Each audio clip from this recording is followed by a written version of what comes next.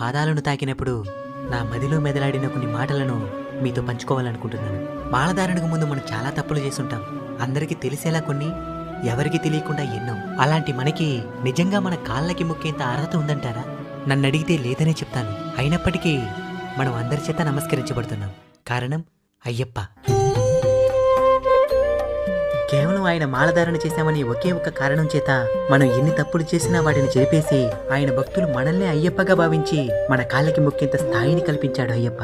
కేవలం మండల కాలం పాటు ధర్మబద్ధంగా జీవించినందుకే అయ్యప్ప ఎంత స్థాయిని కల్పిస్తే, ఒకవేళ జీవితాంతం ధర్మబద్ధంగా బతికితే ఇంకెంత స్థాయిని కల్పిస్తాడో ఒక్కసారి ఆలోచించండి. చిన్నపిల్లల దగ్గర నుంచి శరీరం సరిగ్గా లేని వారి దాకా అయ్యప్ప కోసం అనేక అవరోధాలను ఎదిరించి మరీ కొండకు చేరుకుంటున్నారు. అలాంటిది మనం ఆయన కోసం మనలోని చెడు లక్షణాలను వదిలేయలేమా? మరొక్కసారి ఆలోచించండి. అలానే దీక్ష సమయంలో మీరు పాటించిన మంచి అలవాట్లని జీవితాంతం పాటించి ఆ అయ్యప్ప అనుగ్రహాన్ని పరిపూర్ణంగా పొందాలని